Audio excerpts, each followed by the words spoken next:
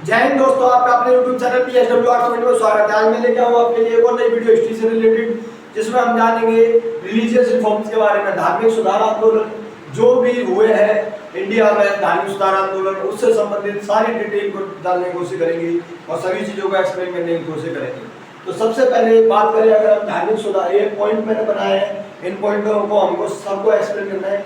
सबसे पहले धार्मिक सुधार क्या है, फिर ब्राह्मण समाज, और जिसे हम कहते हैं ब्रह्मा समाज के नाम से, ब्रह्मा समाज में क्या सुधार किया और किसने इसकी शुरुआत करी थी, सारी चीजों को जानेंगे।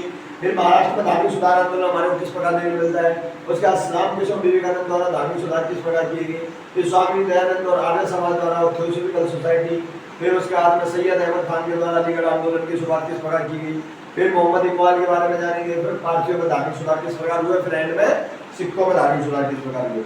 तो सबसे पहले अगर हम बात करें धार्मिक सुधार होता क्या है,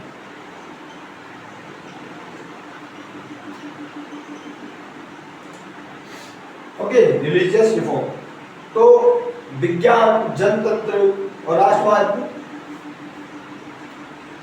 विज्ञान, जनतंत्र और राष्ट्रवाद,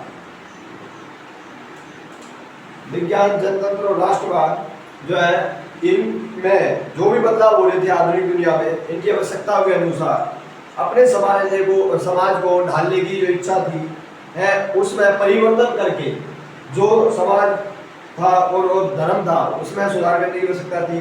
उसमें जो सुधार किए गए और पारंपरिक धार्मिक सुधार का काम आरंभ किया गया।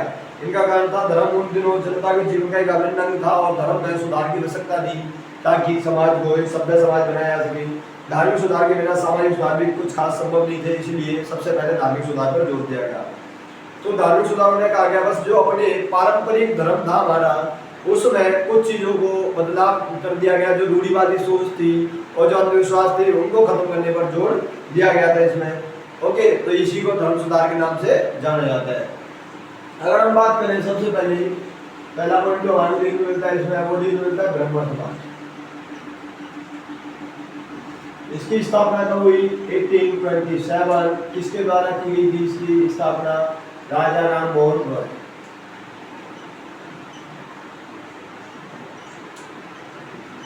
ओके, ब्रह्मा समाज की स्थापना किसके द्वारा की गई थी? 1827 में राजा राम मोहन रॉय के द्वारा।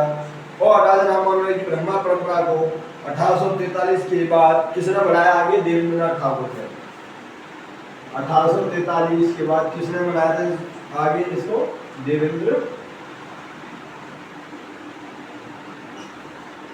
देवेंद्रनाथ ठाकुर।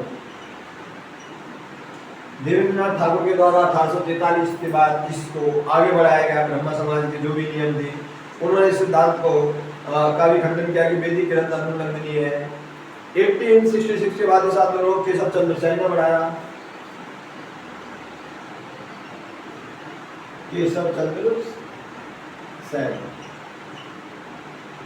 आत्माराम पांडे और केशव चंद्र सेन दोनों ने मिलकर इसको आगे बढ़ाया 1866 के बाद। और उनके द्वारा एक प्रार्थना समाज की स्थापना की गई थी। इसकी प्रार्थना समाज, ओके, जो इसी के सुधारों को आगे बढ़ा रहे थे। जो ये संस्था थी ब्रह्मा समाज, इसके सुधारों को आगे बढ़ा रहे थे। हिंदू धर्म की कुरीतियों को हटाकर उसे एक ईश्वर की पूजा पर आधारित करके तथा वेदों को अनुल्लंघनीय बताया गया और इसने आधुनिक पाश्चात्य दर्शन के बेहतरीन तत्वों को अपनाने की बात करी। तो ऐसा नहीं है कि अंग्रेजों से पूरी तरीके प्रभावित थे, इन्होंने सिर्फ अच्छी चीजों को ग्रहण करने की बात कही थी और जो भारतीय धर्म में जो अंधविश्वास या जो गलत धारणाएं आ गई थी, जो बुराइयां आ गई थी, उनको दूर करने पर जोर दिया जा रहा था। ओके, इसका मेन उद्देश्य ये था ब्रह्म समाज का। प्रत्येक व्यक्ति को यह अधिकार तथा क्षमता प्राप्त है कि अपनी बुद्धि की सहायता से देखे कि धार्मिक ग्रंथ और सिद्धांत में क्या गलत है और क्या सही, उसके आधार पर सही और गलत का फैसला करे। तो ये कर्मकांडों के बल्कि पूरी ब्राह्मणवादी परंपरा के विरोधी थे।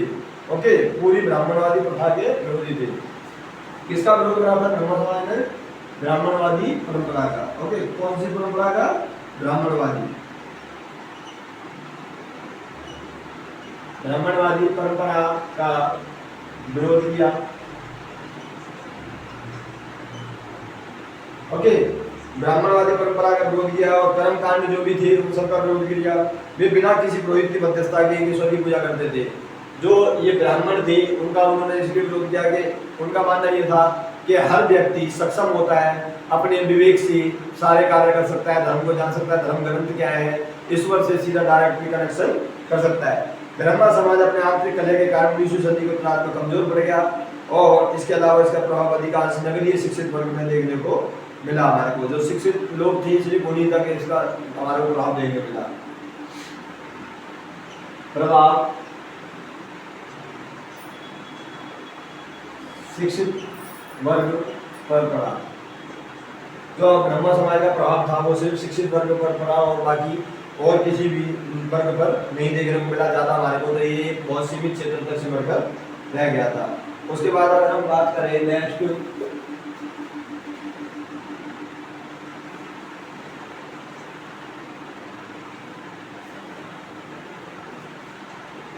बात करें हम महाराष्ट्र में धार्मिक सुधार।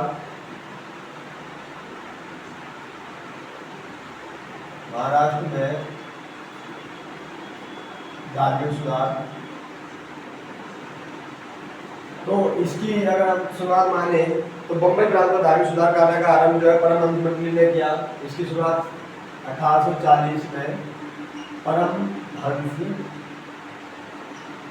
मंडली परमहंस मंडली की स्थापना हुई थी 1840 में। और इस महाराष्ट्र में जो धार्मिक सुधारों की शुरुआत मानी जाती है वो यहीं से मानी जाती है। ऐसा माना जाता है इसके जो लीडर थे वो कौन थे? गोपाल हरि देशमुख। गोपाल हरि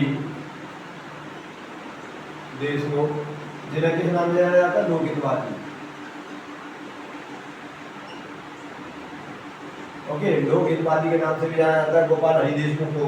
इनके द्वारा महाराष्ट्र में धार्मिक सुधारों की शुरुआत की गई थी। वे मराठी भाषा में लिखते थे। उन्होंने हिंदू कट्टरपंथ पर भयानक बुद्धिवादी आक्रमण किया और धार्मिक और सामाजिक समानता का प्रचार किया। धार्मिक और सामाजिक समानता का प्रचार किया। धार्मिक सामाजिक समानता पर जोर दिया। धार्मिक और सामाजिक समानता पर इनके द्वारा जोर दिया गया। अगर हम बात करें नेक्स्ट जो हमारे को देखने मिलता है, जो पुरोहित बहुत ही अपवित्र होते हैं क्योंकि कुछ बातों को बिना उनका अर्थ समझते दोहराते हैं ज्ञान को। इसकी मतलब इनका मानना ये था कि धार्मिक एकता जो है वो जब ही संभव है जब धार्मिक समानता देखने मिले। उन्होंने ये भी कहा कि अगर धर्म सामाजिक सुधार की अनुमति नहीं देता तो उसे बदल दिया जाना चाहिए। वो धर्म ही बेकार है जिसमें सामाजिक जो है सुधार की आवश्यकता ना पड़े या फिर तो सामाजिक सुधार की जरूरत को महसूस ना किया जाए। इसका कारण ये है कि धर्म को मनुष्य ने ही बनाया है। बहुत पहले लिखे गए ग्रंथ धर्म ग्रंथ हो सकता है कि बाद के काल के लिए प्रासंगिक ना रहे। मान लो उस समय पर वेद पुराण वगैरह जो भी लिखे गए जरूरी नहीं है कि वो हमेशा वैल्यूबल रहेंगे। आने वाले समय में जो भी चेंजेस आएंगे उसके अकॉर्डिंग अपने अनुसार, जैसे ही मनुष्य को अपने अंदर परिवर्तन लाने होते हैं ऐसे ही समाज में भी सुधारों की आवश्यकता पड़ती है और धर्म में भी सुधारों की आवश्यकता पड़ती है। समय के अनुसार धार्मिक जो है सुधार भी जरूरी होते हैं। तो प्रार्थना समाज की स्थापना किसने करी थी? केशव चंद्र सेन और पांडुरंगा ने। उसके बाद बात करें संस्कृत के जो प्रसिद्ध विद्वान इतिहासकार आरजी भंडारकर और महादेव गोविंद रानडे। एक नाम इनका आता है, दूसरा नाम जो देखने मिलता है हमारे को वो देखने मिलता है आरजी भंडारकर।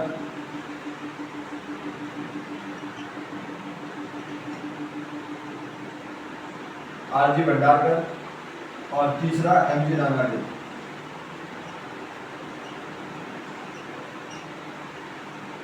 महादेव गोविंद रानडे, ये तीन लोग जो है इनके द्वारा महाराष्ट्र में जो है सुधार आंदोलन की शुरुआत हुई, धार्मिक सुधार आंदोलन। इसके प्रमुख नेता थे क्योंकि इस पर ब्रह्म समाज का भी गहरा प्रभाव पड़ा था इन पर लोगों पर। तेलुगु सुधारक वीरेशलिंगम के प्रयासों ने प्रसार दक्षिण भारत में किया। दक्षिण भारत में वीरेशलिंगम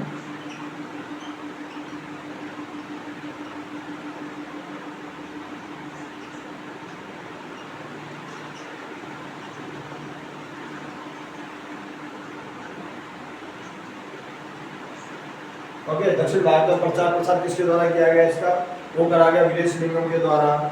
और इसी समय महाराष्ट्र में गोपाल गणेश आगरकर भी कार्यरत थे। एक और व्यक्ति थे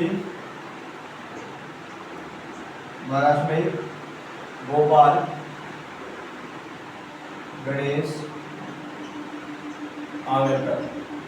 ओके, गोपाल गणेश आगरकर ये एक व्यक्ति थे, ये भी शामिल थे जो महाराष्ट्र में धार्मिक सुधार किए गए उनके द्वारा। उसके बाद में अगर हम नेक्स्ट बात करें, जो हमारे को नेक्स्ट जो देख रहे हैं टॉपिक,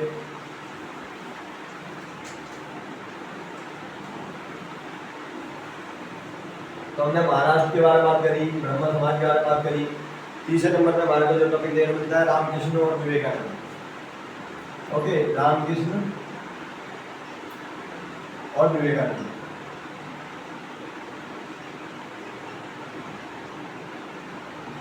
इनके द्वारा क्या क्या समाज सुधार किए गए, वो धार्मिक सुधार किए गए।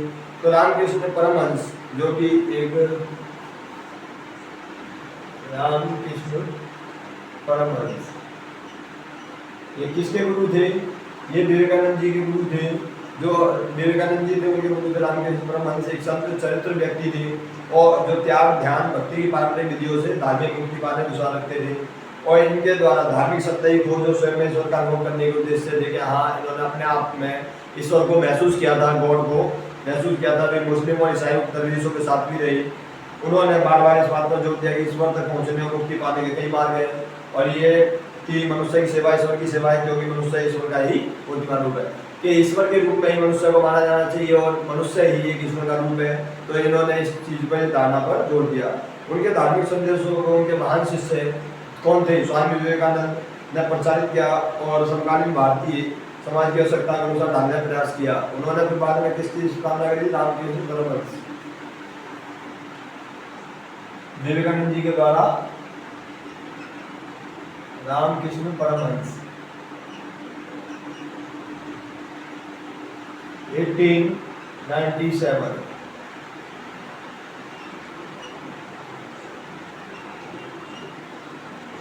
स्वामी विवेकानंद जी के द्वारा इसकी शुरुआत की गई थी रामकृष्ण परमहंस की। और ये रामकृष्ण परमहंस एक संस्था थी 1897 में, और इनके द्वारा 1893 में शिकागो में भाषण दिया गया था। शिकागो धर्म सम्मेलन में भारत का हिंदुओं का नेतृत्व करा और वहाँ पे इनकी जो एक स्पीच सुन के वहाँ पे जितने लोग बैठे थे सब खड़े हो गए थे और उन्होंने उनके लिए तालियां बजाई थी। वो पहली बार कोई भारतीय जो है हिंदू धर्म का प्रतिनिधित्व कर रहा था वहाँ पर, और ये धर्म सम्मेलन बहुत ज़्यादा इम्पोर्टेंट रहा था। उन्होंने 18 में लिखा था कि हमारी मातृभूमि के लिए दो महान धर्मों हिंदुत्व और इस्लाम का सहयोग एकमात्र आशा है जिससे सारे एकजुट हो सकते हैं। साथ ही वे भारतीय दर्शन परंपरा के श्रेष्ठ दृष्टिकोण में भी विश्वास रखते थे कि एक दृष्टिकोण होना चाहिए। ओके, तो विवेकानंद ने ये कहा था कि जो भी कर्मकांड है या ब्राह्मणवादी जो व्यवस्था है उसको खत्म करके एक नई धारणा का जन्म होना चाहिए। स्वामी, फिर उसके बाद बात करें स्वामी दयानंद सरस्वती की।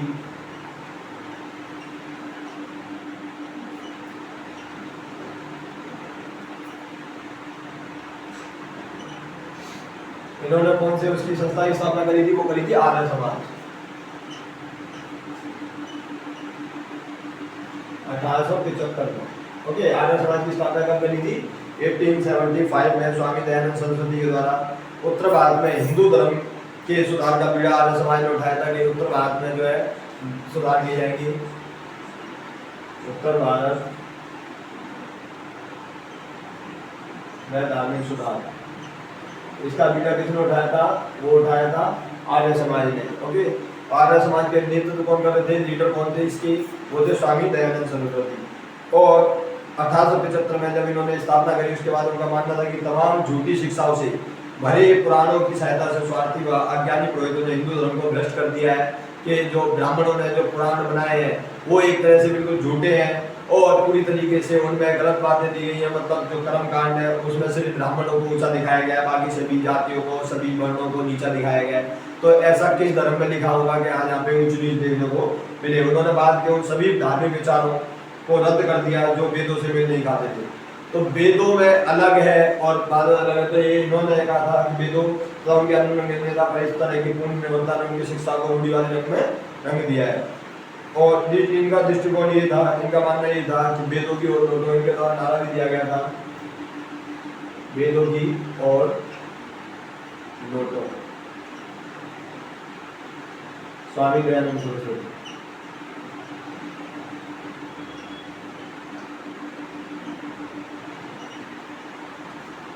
ओके, तो इनके द्वारा ये नारा भी दिया गया था स्वामी दयानंद सरस्वती जी के द्वारा। दिलचस्प बात यह है कि स्वामी दयानंद, केशव चंद्र सेन, विद्यासागर, जस्टिस रानाडे, गोपाल हरि देशमुख दूसरे आधुनिक धर्म साधना सुधारकों से मिलकर उनसे वाद विवाद भी किए थे। वास्तव नारा समाज के इतवारी स्वभाव का विचार इस विषय में ब्रह्मा समाज प्रार्थना समाज के व्यवहार से मिलता जुलता था। स्वामी दयानंद के कुछ शिष्यों ने बाद में पश्चिमी नगरीय शिक्षा के प्रसार के लिए देश भर में स्कूलों कॉलेजों का पूरा जाल सा बिछा दिया और शिक्षा पर जोर दिया। उसके बाद में अगर तीसरे नंबर पर बात करें, थियोसॉफिकल सोसाइटी।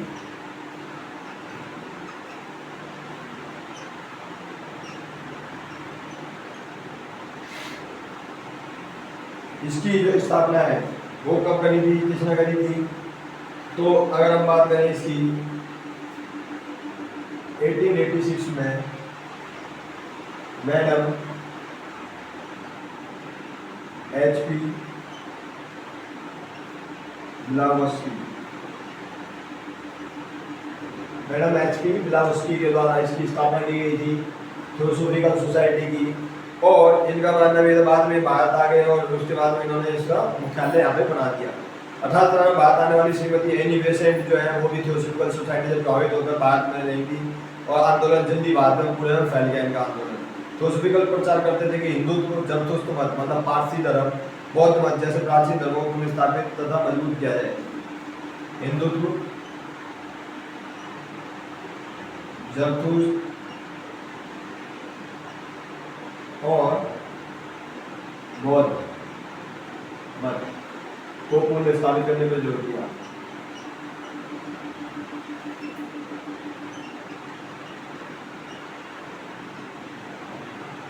ओके, हिंदुत्व, जरथुस्त्र मत और बौद्ध मत को पुनः स्थापित करने पर इनके द्वारा जोर दिया गया था। धार्मिक पुनः स्थापनावादियों के रूप में थियोसॉफिकल को बहुत सफलता नहीं मिली, लेकिन आधुनिक भारत के घटनाक्रम उनका एक विशिष्ट योगदान रहा और पूरी तरीके से उन्होंने सारी चीजें तो नहीं बदल पाई, लेकिन धार्मिक सुधार जो कर सकते थे उन्होंने कोशिश करी थी। भारतीय धर्म और धार्मिक परंपरा का महिमा मंडन करते थे, इससे भारतीयों को अपना खोया आत्मविश्वास फिर से पाने में सफलता मिली। एनी बेसेंट के प्रमुख कार्यों में एक था बनारस में केंद्रीय हिंदू विद्यालय की स्थापना। एनी बेसेंट के द्वारा EPHU की स्थापना में एक महत्वपूर्ण योगदान दिया गया था। उसके बाद में बात करें अगर हम नेक्स्ट, सैयद अहमद खान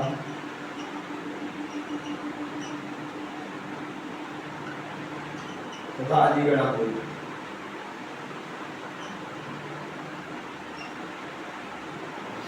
सैयद अहमद खान तथा अलीगढ़ आंदोलन। मुसलमानों में धार्मिक सुधार आंदोलनों का आरंभ कुछ देर से उभरा। उच्च वर्गों के मुसलमानों ने पश्चिमी शिक्षा और संस्कृति के संपर्क में बचने की ही कोशिश की। केवल 1857 के महान विद्रोह के बाद ही धार्मिक सुधार के आधुनिक विचार जो थे उभरने शुरू हुई। इस दिशा में आरंभ 1863 में कलकत्ता में मोहम्मदन लिटरेरी सोसाइटी। 1863 में कलकत्ता में कौन सी सोसाइटी बनी थी? वो बनी थी मोहम्मदन लिटरेरी सोसाइटी। ओके, ये इस्लाम में सुधार करने के लिए बनाई गई थी। तो इस सोसाइटी ने आधुनिक विचारों के प्रकाश और धार्मिक, सामाजिक तथा राजनीतिक प्रश्नों पर विचार विमर्श किया और पश्चिमी शिक्षा अपनाने के लिए उच्च और मध्यम वर्गों के मुसलमानों को प्रेरित किया। और इसके जो नायक थे वो कौन थे? सर सैयद अहमद खान।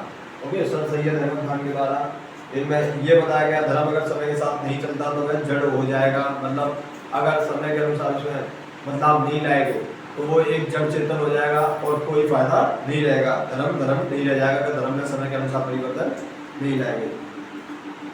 उसके बाद अगर हम बात करें नेक्स्ट, तो हमारे को देखने मिलता है मोहम्मद इकबाल।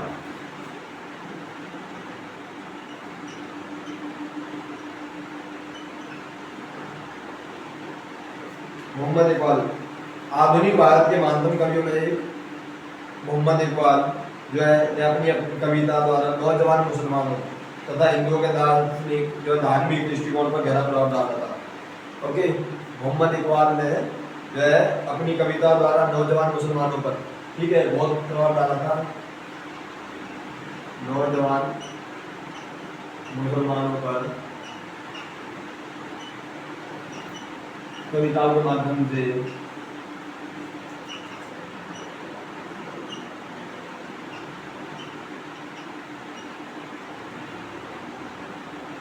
प्रभाव डाला था, ओके, इनके द्वारा। और ये कहा जाए तो धार्मिक दृष्टिकोण पर गहरा प्रभाव डाला। स्वामी विवेकानंद की तरह उन्होंने भी निरंतर परिवर्तन और भक्ति कर्म पर बल दिया कि हाँ ज़्यादा से ज़्यादा जो है परिवर्तन किया जाए, ओके, जो भी हमारे को धर्म में सुधार की आवश्यकता है उनमें सुधार किया जाए। दृष्टिकोण अपनाने का क्या दुनिया को बदलने में सहायक हो। वे एक मानवतावादी थे, ओके, दूसरी दुनिया में विश्वास की प्रवृत्ति की निंदा करते हुए उन्होंने कहा कि मनुष्य को इसी जीती जागती दुनिया में सुख प्राप्त करने का प्रयास करना चाहिए। उसके बाद में नेक्स्ट बात करें अगर हम पारसियों के बारे में,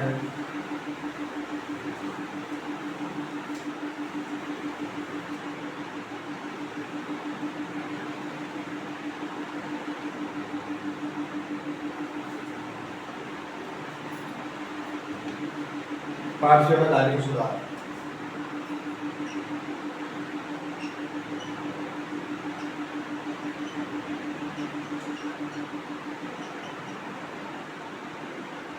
पारसियों में धार्मिक सुधार की बात करें तो पारसियों में धार्मिक सुधार की शुरुआत मुंबई में 19वीं सदी के आरंभ में हुई। 1851 में रहमानी माजदायान सभा की स्थापना हुई और इसके साथ में ही देखते हैं पारसी धर्म में जो सुधार की शुरुआत होती है 19वीं शताब्दी में। का आरंभ किसने करा था? नौरोजी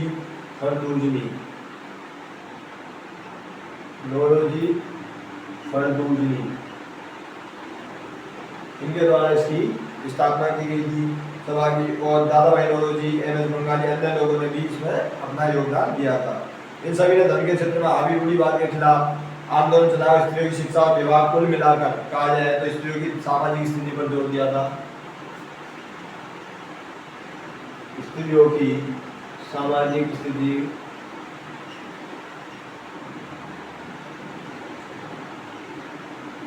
को सुधारने पर जोर।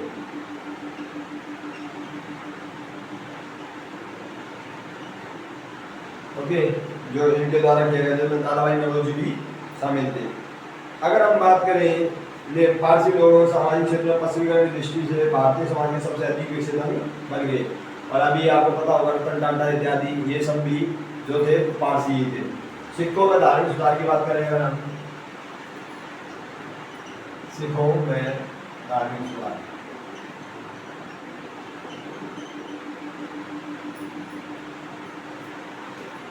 सिख लोगों में धार्मिक सुधार का आरंभ जो होता है 19वीं सदी के अंत में अमृतसर में खालसा कॉलेज की स्थापना।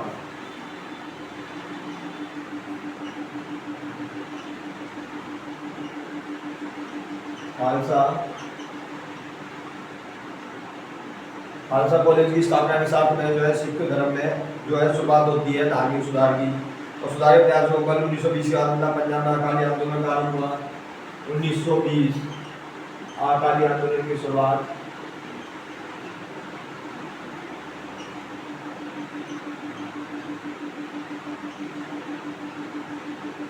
जो देखने मिलती है हमारे को। और गुरुद्वारे प्रबंध का शुद्धिकरण करना था। इन गुरुद्वारों को भक्त सिखों की ओर से अनेक जमीन और धन दान रूप में मिलते थे, परंतु इनका प्रबंधन प्रभ्रष्ट जो स्वार्थी महंतों द्वारा प्रमाण ढंग से किया जा रहा था। तो अकाली के नेतृत्व 1921 में सिख जनता ने महंतों का विरोध प्रदर्शन किया। इस तरीके से सिख धर्म में हमारे को सुधार देखने को मिलते हैं जो है। अगर बात करें हम तो हमने इस वीडियो में देखा है सारे जो भी धार्मिक सुधार हो सकते हैं समाज में वो अलग अलग संस्थाओं द्वारा किए गए, जैसे ब्रह्म समाज, आर्य समाज, प्रार्थना समाज और स्वामी विवेकानंद जी के द्वारा रामकृष्ण मिशन की स्थापना की गई। मोहम्मद इकबाल इस्लाम में जो सुधार की बात करी है या पारसी धर्म में सुधार की बात करी है, थियोसॉफिकल सोसाइटी की बात करी है, तो सबका मेन मोटिव यही था कि धर्म में जो का पाखंड है, कर्मकांड है या जो अंधविश्वास देखने मिलते थे उनको दूर किया जाए और एक नए समाज की स्थापना की जाए।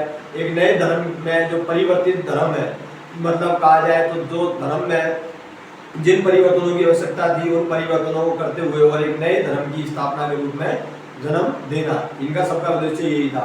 तो बहुत इंटरेस्टिंग वीडियो थी। सारे जो फैक्ट्स हैं वो मैंने इसमें कवर करे और ज़्यादा से ज़्यादा इस वीडियो को शेयर करना और चैनल को सब्सक्राइब करना और बेल आइकन को प्रेस करना ताकि आने वाली वीडियोस हैं उनकी भी नोटिफिकेशन आपको मिल सके। ओके, और ज़्यादा से ज़्यादा इस वीडियो को शेयर करो। थैंक यू गाइस, जय हिंद, जय भारत।